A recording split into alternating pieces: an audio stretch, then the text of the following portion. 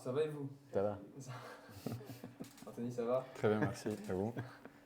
On se retrouve pour l'avant-match, et du coup contre cette équipe de Saint-Malo, réception à Le Bon, un temps breton pour cet avant-match d'ailleurs.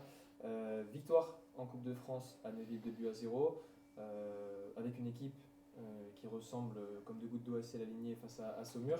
Une véritable volonté de continuer d'engranger du temps de jeu pour cette équipe?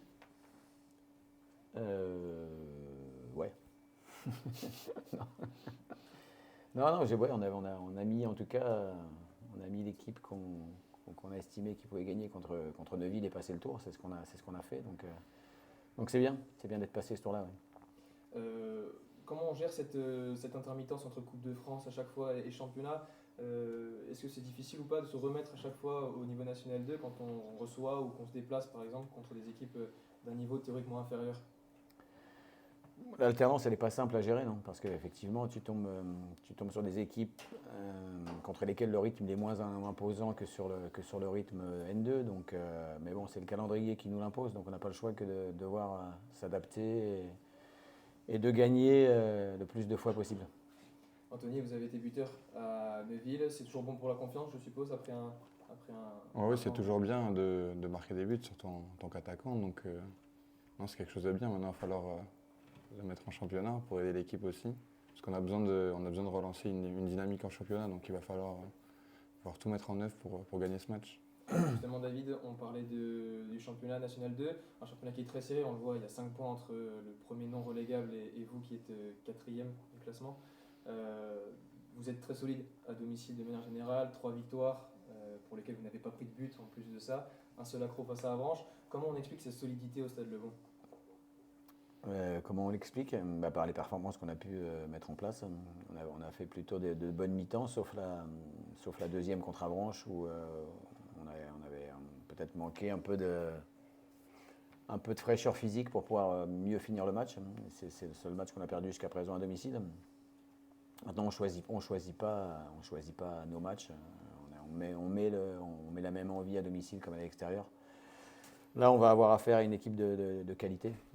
Voilà, Saint-Malo, c'est un des prétendants à la montée. Ça fait quelques années maintenant qu'ils alignent des budgets et des équipes pour pouvoir terminer champion.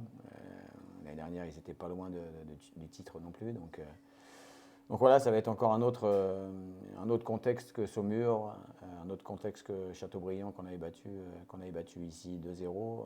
À nous de nous adapter, de mettre en place ce qu'il faut pour pouvoir prendre 3 points contre cette belle équipe. Justement, on parlait de Saint-Malo, ils ont remporté leurs 2 derniers matchs, 3-0 contre Saumur et 3-1 contre Granville. Quelles sont les armes selon vous de cette équipe de Saint-Malo? C'est une équipe qui est équilibrée. Voilà, elle a eu un peu de mal à démarrer. Là, elle est dans un rythme qui est plus en rapport avec les ambitions que tu peux avoir quand tu es prétendant à la montée comme ils peuvent l'être. Donc équipe équilibrée avec un bon gardien, une défense de qualité, des milieux aussi capables d'orienter le jeu et une belle attaque. Donc c'est une équipe complète qui ne sera pas loin du tableau final, à mon avis. On a vu aussi que Saint-Malo avait des difficultés à l'extérieur, de manière générale, 2 matchs nuls pour une défaite.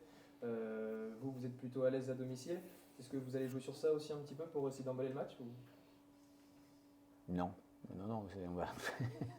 c'est pas non.